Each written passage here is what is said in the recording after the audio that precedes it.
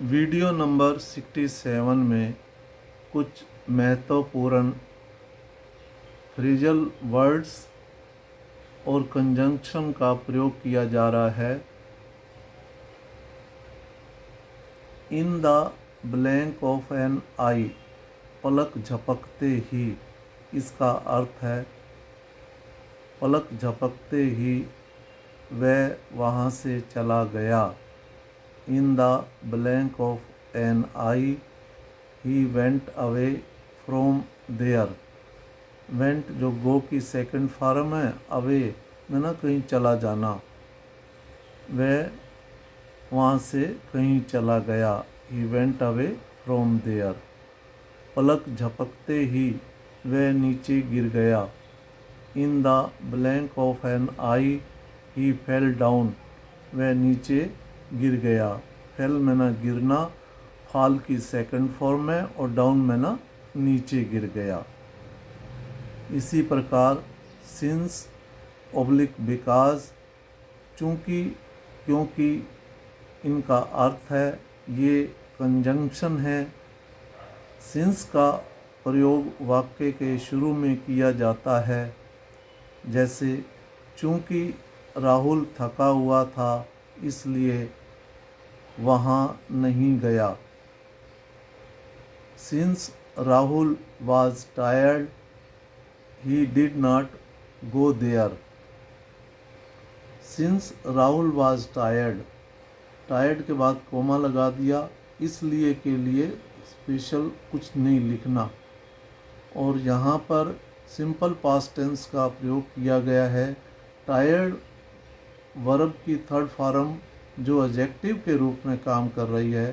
Since Rahul was tired, चूँकि राहुल थका हुआ था, comma he did not go there, इसलिए वह वहाँ नहीं गया। जब हम डिड नॉट का प्रयोग करते हैं तो फिर वर्ब की फर्स्ट फॉर्म लगती है, इसलिए गो, ही डिड नॉट गो, गो का प्रयोग किया गया। वर्ब की फर्स्ट फॉर्म, यहाँ वेंट नहीं लगेगा। ये याद रखो, जब भी डिड नॉट वाक्य में आएगा तब वर्ब की फर्स्ट फॉर्म का ही प्रयोग किया जाएगा। मेरी गाड़ी का पेट्रोल ख़त्म हो गया। My car ran out of petrol. मतलब ये एक फ्रेजल वर्ड है, फ्रेजल वर्ब है। रैन आउट का मतलब ख़त्म हो जाना।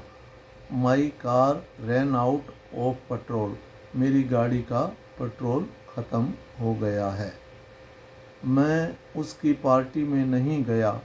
आई did not go to her party.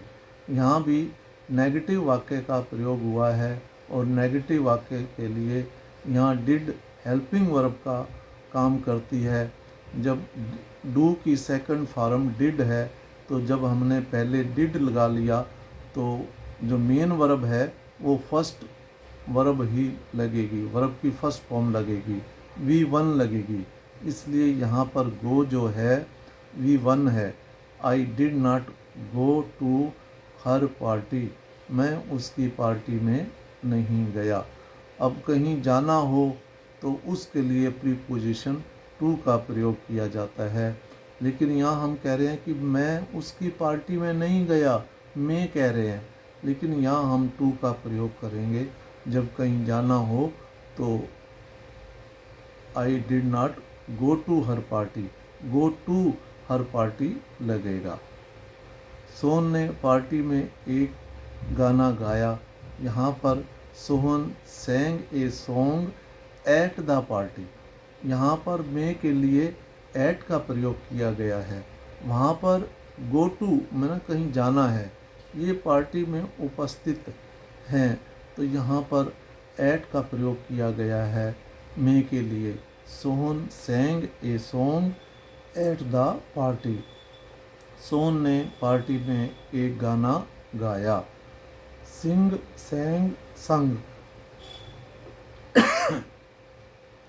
वह सीढ़ियों से गिर गया। ही फेल ऑफ द स्टेयर्स।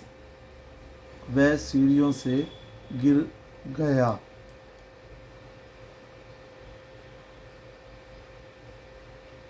तो जब भी डबल ओ एफ का प्रयोग करते हैं तो मतलब कोई चीज़ किसी से अलग हो रही है।